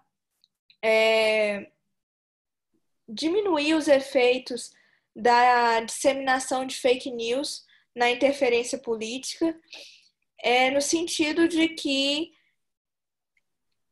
as pessoas estão buscando, então, soluções para esses problemas da mídia, né? O que pode ser feito, como o André Brito mencionou aqui, para que esse quarto poder não seja um instrumento de manipulação das massas. Então, eu acho que essas perguntas todas elas vão se resumir nisso, né? Na regularização, na possibilidade ou não de regularização das fake news e na interferência, que vocês já falaram um pouco, o professor Jorge Bacelar falou bastante até, sobre a influência das mídias. Então, que vocês pudessem, um e outro, comentar um pouco sobre essa possibilidade de regularização, a influência das fake news. Não sei, posso começar, Mariana? Pode começar, professor Jorge. O professor Pedro está a descansar. Exato. Está refastelado no seu belo sofá e não podemos incomodar o professor Pedro Serrano, que está tão bem ali julgo que esteja a gostar aqui da nossa conversa. Pelo menos está com um ar simpático que estará a acompanhar. Mas em relação a esta questão da fake news, é um tema complexo, de facto. O que é que... Bem, isto pode ter várias abordagens. Uma delas, que é um pouco aquilo que se está a fazer, é ir pelo caminho da criminalização das fake news. Porque as fake news, em grande medida, como sabem, são atos de difamação e de injúria das pessoas que são avisadas nas fake news. E, portanto, acabam por pôr em causa a honra das pessoas, porque são notícias feitas, muitas vezes anonimamente, mas que se destinam a degradar a imagem e a pôr em causa a honra das pessoas. Claro que elas aparecem por uma origem anónima, mas como sabem, isto hoje em dia na informática e no mundo digital não sei se as coisas são assim tão anónimas, porque facilmente se sabe a origem dessas notícias. Portanto, eu acho que isso é um caminho, claro que é um caminho muito complicado, porque é um caminho que implica elevados meios de investigação criminal, e depois o resultado é sempre muito escasso. Quer dizer, vamos prender uma pessoa só porque ela pôs uma notícia sobre certa coisa que não era verdadeira. Não há aqui também uma desproporção entre os meios empregues para os resultados obtidos, também é capaz de haver. Portanto, ou a criminalização, ou a punição pecuniária. Portanto, isso por um lado. Por outro lado, também o maior controlo que pode ser feito pelos servidores e pelas entidades que gerem os canais de difusão das notícias. Isso tem acontecido muito, sabem que no Facebook, no Twitter, até tem havido intervenções para retirar de certas notícias ou certos utilizadores que abusam da sua liberdade de comunicação, o que às vezes é mal interpretado, mas também percebo que às vezes é a única maneira, digamos, de fazer uma certa filtragem dessas fake news. Mas eu acho que contra as fake news só mais news é a única maneira. É a multiplicação da nossa participação no espaço digital, no espaço informativo digital. Porque hoje as redes sociais deixaram de ser redes de comunicação interpessoal, claro que um pouco mais alargado do que eu falar ao telefone com alguém, porque aí são só 2 pessoas, mas as redes sociais já não é falar com 10 pessoas ou com 20, é falar com 10 mil ou 100 mil. Bem, então se formos aos youtubers que eu vejo no canal de YouTube, sobretudo brasileiros, então tem muitos adeptos. Tomara eu ser um youtuber como os youtubers brasileiros com tantos subscritores, isso eu nunca conseguirei ser. Portanto, as redes sociais vão se transformando um pouco em redes também de mass media, a verdade é essa. E, portanto, claro que as redes sociais muitas vezes, aliás, como dizia, enfim, o saudoso Humberto Eco, grande Humberto Eco, dizia que as redes sociais abriram a porta a uma legião de imbecis. Ele tinha razão, de facto, também tinha razão. Mas, no meio disto tudo, haverá pessoas que não são imbecis. Eu acredito que não seja a maioria. Porque as pessoas nas redes sociais, porque respondem no imediatismo, no efêmero, têm o coração à flor da pele e dizem a primeira coisa que lhes vem à cabeça, normalmente é um insulto contra alguém, mas penso que se houver uma maturidade, hoje vai havendo mais, no uso das redes sociais, as pessoas começam a perceber que aquilo é um instrumento também de comunicação, também é um instrumento de crime, de insulto e de ofensas à honra das pessoas que são visadas, e, portanto, penso que também vai havendo uma educação digital no sentido de redes sociais se tornarem redes também que possam, pela multiplicação e pelo seu âmbito de ação, sobretudo chegando a muito mais pessoas, poderem compensar as chamadas fake news. Portanto, essa é que é uma questão. Agora, há um outro instrumento, e vou terminar, que eu acho que é muito mais difícil. A Constituição Portuguesa tem uma norma que é curiosa, que realmente não deixa de ser uma norma, talvez no museu das normas constitucionais que nós temos aqui na nossa Constituição. A nossa Constituição é esta, está viva, mas ela tem algumas normas do museu. Nós é que não sabemos que elas estão no museu, mas elas estão no museu porque elas não existem. Só existem na letra da Constituição. Mas há aqui uma norma curiosa em relação à liberdade de imprensa e de comunicação social, que, enfim, tem o propósito de garantir a independência dos órgãos de comunicação social perante o poder político e perante o poder económico. Portanto, acreditando que é possível a independência dos órgãos de comunicação social do poder político e do poder económico. O que é, na verdade, uma impossibilidade. Dou-vos apenas um exemplo. Nós estamos agora, enfim, a melhorar com a questão da pandemia da Covid-19. Qual foi uma das medidas que o Governo tomou? Dar 15 milhões de euros aos órgãos de comunicação social. Portanto, a partir deste momento, onde é que está a independência dos órgãos da comunicação social? Acham que os órgãos de comunicação vão dizer mal do Governo? Depois de receberem 15 milhões de euros? Acho que é capaz de ser difícil. É capaz de ser difícil, assim, manter uma independência perante o poder político e perante o poder económico. Portanto, de toda maneira, eu penso que devemos conhecer os acionistas, devemos conhecer os programas editoriais das várias instituições, dos órgãos de mass média, mas esse caminho eu penso que é um caminho mais difícil a ser percorrido. Muito obrigado, então, Mariana, por esta oportunidade. Obrigada, professor, pela contribuição. Agora o professor Pedro Serrano, se quiser comentar sobre a possibilidade de responsabilização das fake news ou qualquer ação que possa mitigar o efeito das fake news e da mídia nessa manipulação das massas na nossa democracia. Fica à vontade, professor. Então, o problema é complexo. Ele obviamente, a pura e simples produção de uma notícia falsa com intenção deve ser criminalizado. Boa parte dos países, acabei de estudar a legislação alemã sobre o assunto, chega a ter multa, inclusive, para os órgãos de imprensa, até 60 milhões de euros. Né? Ou seja, você tem não só sanções penais, como sanções civis e tal. Mas eu queria abordar uma outra dimensão do problema, porque isso foi muito bem abordado pelo professor Jorge, que nós temos que entender que a relação entre, vamos falar do nosso segmento aqui, que é o sistema de justiça, né?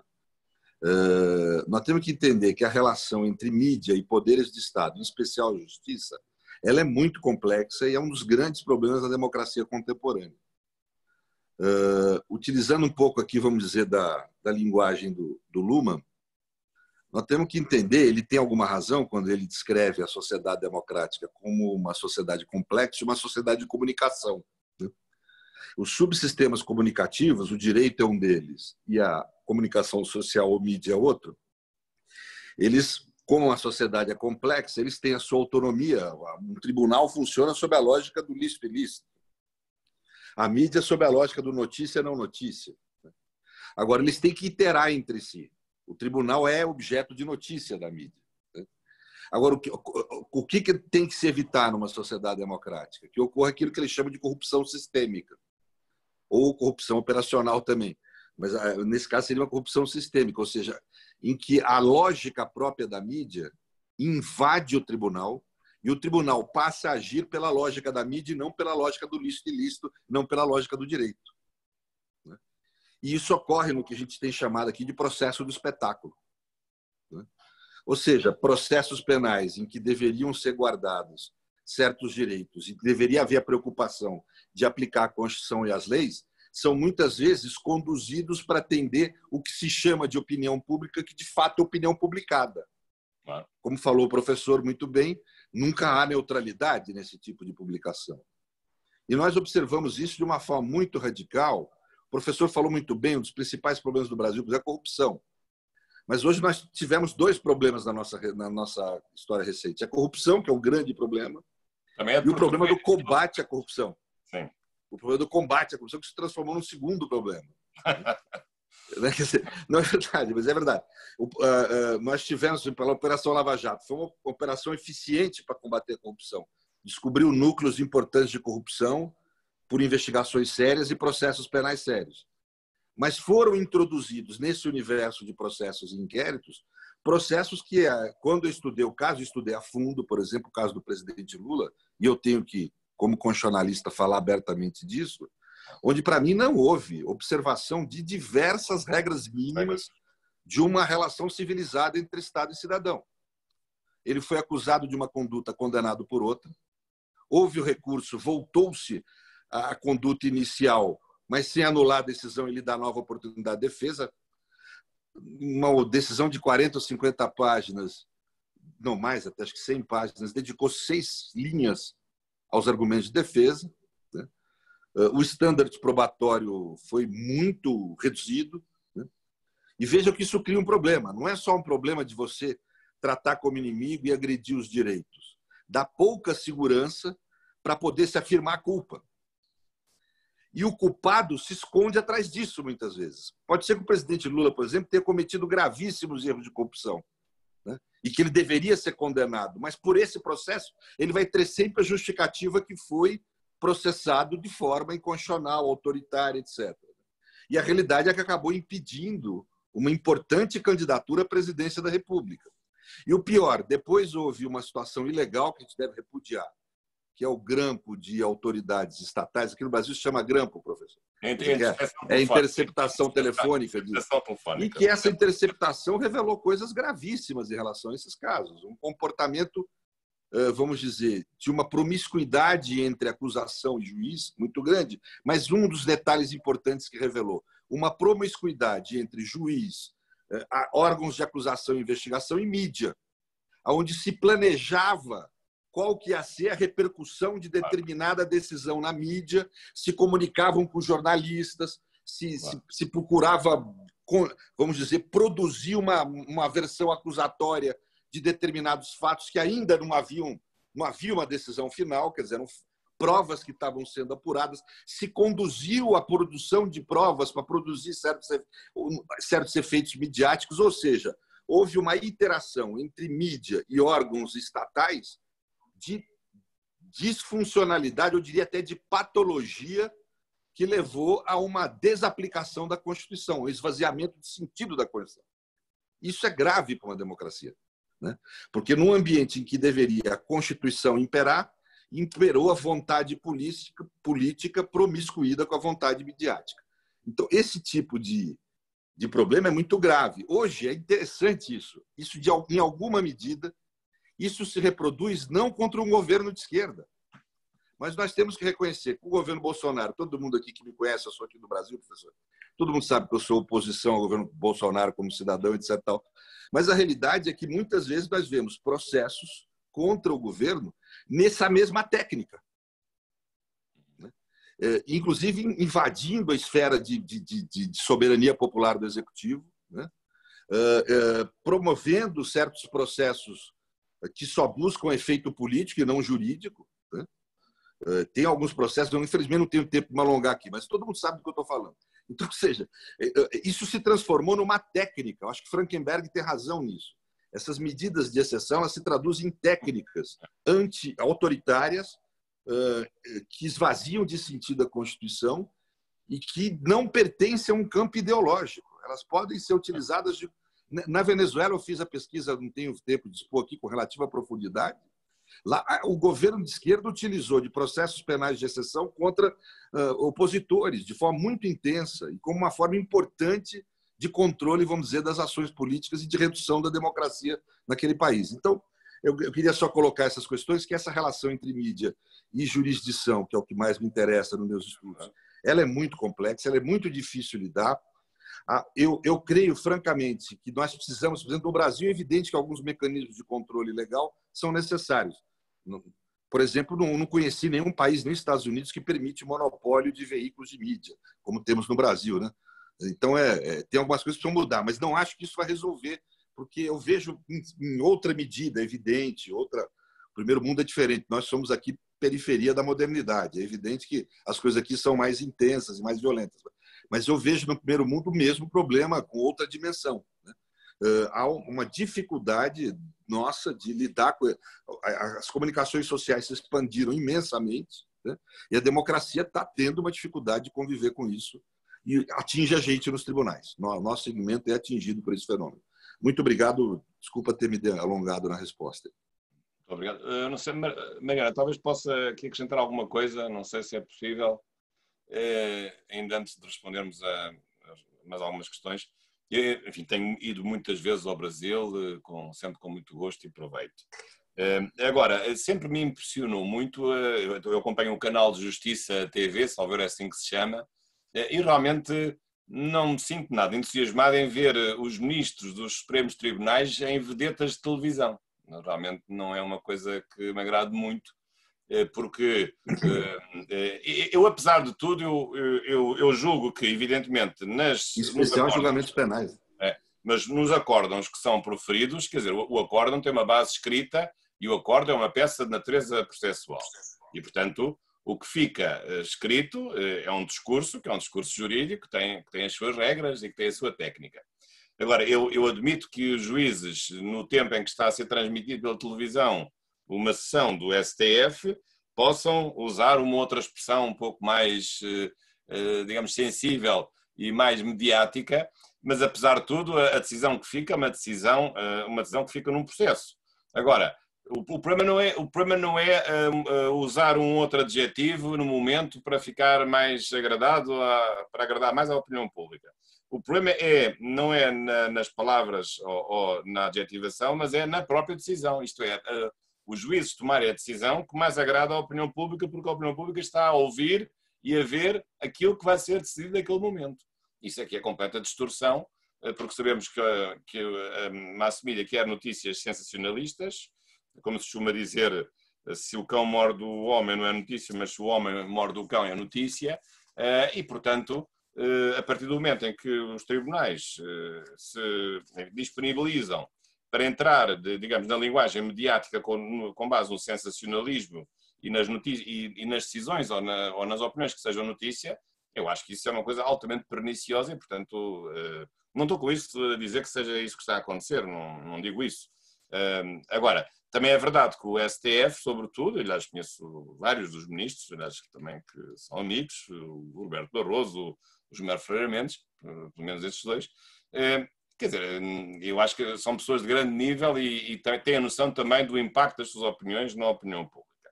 Agora, é evidente que eu admito que há um lado mediático que não se pode descurar. Mas eu talvez fosse mais longe.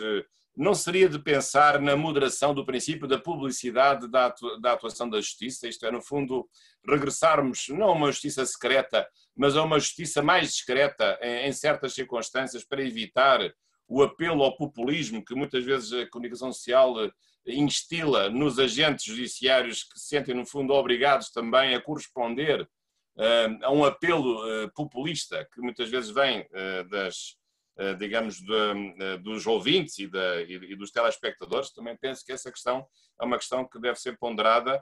Não sei se o Brasil não terá levado longe demais o princípio da publicidade da justiça, que com certeza que não é secreta, a não ser nos casos óbvios, segredo de Estado ou intimidade da vida familiar das pessoas, como é óbvio, mas a excessiva publicidade, o escancarar das decisões e das audiências dos tribunais, não sei se não tem efeitos perversos sobre a própria verdade da justiça. Muito obrigado. Obrigada, professor. Eu acho que nós temos ainda um tempinho e eu tenho duas perguntas a mais aqui que nós podemos talvez discutir sobre elas. A primeira fala sobre o sistema de freios e contrapesos e o descumprimento desse sistema de freio e contrapesos no sistema atual da democracia brasileira. E a Silvia Bonomi também pede para esclarecer a existência ou não de ferramentas para a defesa da democracia e, se existem, quais são. Acho que nós podemos responder essas perguntas. Sim, senhor. Bem, posso começar, Mariana? Acha bem? Professor.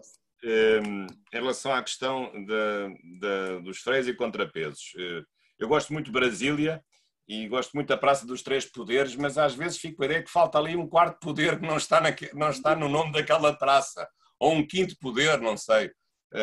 Bem, o quarto poder seria a comunicação social, neste caso. Não é? Embora já agora, tecnicamente, como sabemos, não há só três poderes, porque a função política distingue-se da função legislativa, a função constituinte distingue-se da função das funções de revisão constitucional. Enfim, agora não vale a pena, o professor Pedro sabe muito bem disso, não vale a pena estarmos aqui a entrar nesses pormenores. Agora, verdadeiramente, vamos lá ver, o que hoje se tem dito em matéria de teoria da separação dos poderes é que a separação dos poderes, enfim, no modo como ela foi concebida no século XIX, ela deixou de existir. Não tanto no modo como Montesquieu idealizou, porque porventura ele até tinha percebido bem qual é que era a lógica da separação dos poderes. Era a lógica precisamente dos freios e contrapesos, como é a lógica norte-americana, que na Europa nunca foi entendida assim. Mas hoje, de facto, as coisas tornaram-se muito mais complexas. O poder, entretanto, também se pulverizou, espalhou-se por várias instâncias. Hoje não é só a separação dos poderes entre judiciário, legislativo e executivo, mas é entre maioria e oposição, é entre Estado e governos regionais ou governos locais, é entre Estado e sociedade, concertação social, enfim, há muitas lógicas da divisão dos poderes. Agora, de facto, apesar de tudo, há um limite que nunca pode ser ultrapassado, que é a velha distinção grega e romana entre governar e decidir. Governar e julgar, ou decidir e julgar. Portanto, quem decide não pode controlar, quem controla não pode decidir. E, aliás, esta acaba por ser a síntese de um grande constitucionalista alemão, já falecido há uns anos, Karl Loewenstein, que de facto, no seu magnífico livro A Teoria da Constituição, defende precisamente que hoje aquilo que resta e que é a essência da separação dos poderes é a distinção entre decidir e controlar. Porque a decisão está pulverizada por várias instâncias. Agora, e portanto, qual é o problema nessa questão? É o problema de o judiciário substituir-se à decisão de natureza política. E, portanto, o judiciário faz política e atua como, e os juízes atuam não como juízes, mas como políticos. E, portanto, isso é que é um grande problema. E, claro que como é que se resolve esse problema? Com uma Constituição bem feita, que seja progressivamente aperfeiçoada, mas também que haja um certo bom senso nas coisas. Por exemplo, eu recordo-me das múltiplas vezes que fui ao Brasil, de várias coisas que vou sabendo e que me deixam um pouco arrepiado como jurista. Não, por acaso são duas questões até que têm a ver com algumas questões morais, mas não é isso que agora que interessa. Mas, por exemplo, nunca percebi porque é que o Brasil nunca adotou uma lei sobre as uniões homofóbicas, as uniões homoafetivas, ou o crime da homofobia. Não existe um crime contra a homofobia. Mas porque é que o legislador não legislou estabelecendo um crime, que acho que deve ser um crime, como é o ódio religioso ou o ódio étnico? Porque é que foi uma decisão do Supremo Tribunal Federal a considerar crime, pela via judicial, aquilo que eu saiba, no princípio da legalidade criminal, só pode ser definido pela lei? Ou porque é que as uniões homoafetivas, que devem ser reconhecidas, porque não deve haver discriminação entre as pessoas em função da sua orientação sexual, porque é que não há uma legislação sobre isso? Eu percebo porque o Parlamento, o Congresso brasileiro está maniatado, está capturado por certos interesses, mais moralistas, menos moralistas, não interessa. Mas, de facto, as coisas são como são e cada um tem o seu papel do ponto de vista da legislação. Mas a verdade é que, a partir do momento em que o judiciário faz as vezes do legislativo, o legislativo deixa de atuar. E, portanto, se o judiciário não tivesse feito isto, certamente que o legislativo já tinha feito, porque assim agradeceu a despesa. E, portanto, o judiciário fez aquilo que o legislativo não queria fazer e que assim também não é obrigado a fazer, porque o problema já está resolvido através da via judicial. Mas, de facto, isto acho que isto é uma violação clamorosa, a meu ver, do princípio da separação dos poderes, que é agora um Supremo Tribunal cria crimes judicialmente. E eu acho que isto é o limite que não se pode ultrapassar. Com o devido respeito, sei que a questão é uma questão sensível, não sei se haverá outros casos, mas em matéria criminal o Supremo Tribunal cria normas incriminadoras, sem ser por ato legislativo, por mais homólogas e análogas que sejam outros crimes que já existam, com certeza, mas penso que isso é um problema que eu falo sempre com alguns amigos que pertencem, que são ministros do Supremo Tribunal Federal, acho que nós não levam mal, mas aqui em Portugal isso seria impensável que um Supremo Tribunal criasse um crime ex novo por um simples raciocínio analógico em relação a outro crime já existente. Mas, portanto, este é um tema complicado. Depois, em relação à defesa, outra pergunta, que é uma pergunta mais difusa, mecanismos de defesa da democracia. Os mecanismos são difíceis, mas um deles é a proibição dos partidos radicais, a proibição dos partidos que tenham uma prática, que não só tenham um programa autoritário, mas tenham até uma prática autoritária, porque às vezes, porque estes partidos são inteligentes, não é gente burra, é gente inteligente.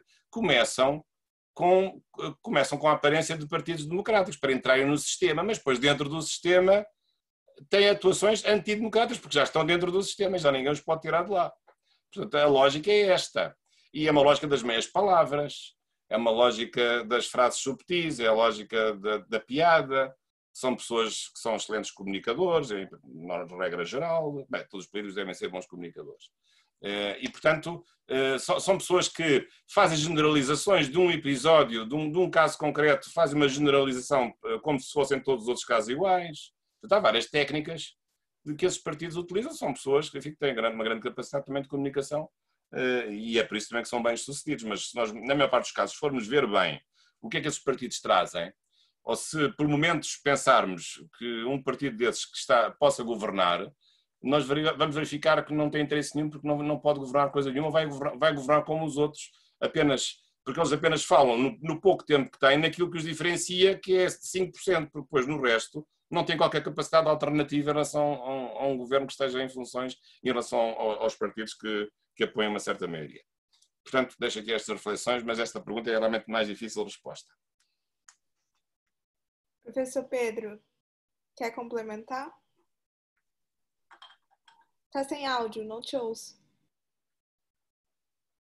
Eu queria só complementar com alguns elementos importantes que eu acho da nossa situação brasileira. Hoje nós estamos num momento de muita crise entre o judiciário e o executivo, todo mundo tem acompanhado. O judiciário, às vezes, se equivocando no abuso em relação ao ingresso em esferas de decisão do executivo, e o executivo querendo dar uma resposta que é pior do que tudo, que é apelar às Forças Armadas, que tem uma função sempre subordinada em qualquer democracia constitucional, apelar a ela como um certo papel de guardiã da Constituição, o que é um pouco absurdo em termos de uma democracia constitucional, esteja onde estiver. Um dos elementos, não podemos ter variações nas formas como as democracias constitucionais são organizadas no mundo, mas ela tem que ter alguns elementos mínimos para poder ser chamada de uma democracia constitucional. Um deles é as Forças Armadas não serem guardiãs da Constituição, com certeza. Isso me parece evidente. Agora, então nós estamos nesse problema de ninguém tem razão, né, vamos dizer assim. Mas um problema que eu queria apontar é um pouco mais técnico, estrutural na Constituição brasileira, que eu acho que é importante a gente atentar. A Constituição de 88 ela foi muito generosa em direitos, é uma boa Constituição em termos de elenco de direitos, não deve ser alterada nunca nisso, mas nós temos que reconhecer que a Constituição errou de uma forma muito singular, uma verdadeira jabuticaba, só existe no Brasil, a nossa forma de tripartição de poderes. É evidente, a pergunta é sobre o equilíbrio dos poderes, há um grande debate no mundo hoje, inclusive questionando o próprio controle de constitucionalidade, que é algo considerado banal no Brasil, né? Grandes autores, Jeremy Waldron, por exemplo, vem à cabeça, o professor anglo-saxão, que questiona o fato do judiciário ser o melhor lugar para a defesa de direitos. Ele acredita que a política é o ambiente mais adequado. Existem os modelos de soft review, por exemplo, do Canadá, onde você... Ou seja, você tem um debate mundial. Isso é um debate... Agora, aqui no Brasil, nós temos uma disfunção. Nós procuramos fazer uma mistura entre o modelo europeu de controle de constitucionalidade, que é um controle abstrato e político, né, com o controle norte-americano do judicial review. O brasileiro tem muito aquela ideia de que se a moça inteligente casa com o rapaz bonito, o filho vai nascer bonito e inteligente, sem levar em conta que ele pode nascer feio e burro, né? Portanto, houve essa junção, essa salada entre os dois modelos, que em vez de apropriar, talvez, as qualidades de cada sistema, apropriou os defeitos. Essa é a realidade. Então, nós temos uma situação absolutamente atípica, onde nós temos um órgão do Poder Judiciário, não uma Corte Constitucional, com a função de anular ato dos outros poderes, numa Constituição analítica, extensa, um dispositivo para todo lado. Então, isso dá ao Judiciário um papel de superioridade que é muito disfuncional numa democracia constitucional. Vejam, é que falando aqui para os alunos, eles talvez não tenham ideia, mas não há outro país do mundo onde um ministro isolado da Suprema Corte, apenas um ministro, pode suspender a eficácia de uma emenda constitucional aprovada por 3/5 do Congresso. Um homem não eleito pode suspender uma decisão política fundamental, uma emenda constitucional aprovada por 3/5 do Congresso. Isso é uma disfunção. Não há outro país do mundo onde isso seja possível. O controle pelo judiciário de emendas constitucionais já é raro no mundo. Mas você poder suspender os efeitos por um juiz já é algo inusitado. Ou seja, nós temos efetivamente um judiciário que, pela estrutura da Constituição Federal, acabou sendo um poder posto como acima dos outros poderes mesmo, né? E é um equívoco isso. E isso se juntou, é a tempestade perfeita, com o momento em que o judiciário passa a querer ser ator político e com uma tradição que vem desde a década de 40, na nossa jurisprudência, de fortalecimento da pessoa do relator, né? Do relator dos casos. O relator tem um poder que foi crescendo desde a década de 40, não vem da Constituição, mas se acentuou com ela, em que ele tem um poder brutal, num órgão que era para ser colegiado. Eu vou aqui lembrar os alunos. Nós estamos na comissão de acadêmicos, né? Uma marca da modernidade no plano judicial são as decisões colegiadas. É você sair do recurso dirigido ao rei e migrar para as cortes de chancelaria e depois para a Câmara dos Lordes. Ou seja, a decisão colegiada é considerada uma garantia do direito, da estabilidade das relações jurídicas e dos direitos. Portanto, você ter esse poder imenso do relator é uma outra disfunção. Então, nós temos aí essa conjunção de fatores que leva a ter uma estrutura de Estado que se põe, às vezes, em atrito, ou pelo menos em tensão com os valores próprios da democracia constitucional que nós desejamos ter. É necessária uma revisão, pensarmos aí uma ideia de uma Assembleia Constituinte limitada, algo do gênero, para poder fazer revisão algum dia. Hoje não, do jeito que está a situação, de mexer qualquer coisa é ruim, mas em algum momento político mais tranquilo, a gente fazer a revisão dessa estrutura de Estado, que ela não ajuda nesse problema, ela só cria problemas. Obrigada, professor. Acho que estamos esclarecidos na maioria das questões. Infelizmente, não temos tempo para todas, mas agradecemos mais uma vez a continuação desse debate também e o esclarecimento desses pontos, tanto o senhor professor Bacelar, Jorge Bacelar Gouveia, quanto o senhor professor Pedro Serrano. E esperamos que essas reflexões sejam também motivo para que os acadêmicos e todos os operadores do direito que estão aqui presentes continuem a refletir sobre isso. O professor Bacelar trouxe uma perspectiva muito interessante de Portugal em relação ao Tribunal Constitucional Português e o nosso Supremo Tribunal Federal. Eu sinto que os professores aqui em Portugal, principalmente do direito constitucional, se divertem com as nossas peripécias no Brasil e é um excelente caso esquizofrênico de estudo de comportamentos de um tribunal. Então, é muito interessante a perspectiva de que nem tudo funciona como funciona no Brasil e talvez nós podemos fazer essa comparação para contribuir na academia, através da academia, para melhorar as nossas práticas. Agora, então, Mariana, permita-me só, desta vez, já tenho falado muito para colegas brasileiros e alunos também, desta vez não falei do estado de exceção, que digamos estado de crise, porque a exceção no Brasil tem um sentido pejorativo, mas sim. Cientificamente o conceito genérico é estado de exceção. Agora, quando falo com o Brasil, eu uso estado de crise ou direito de crise, que é melhor.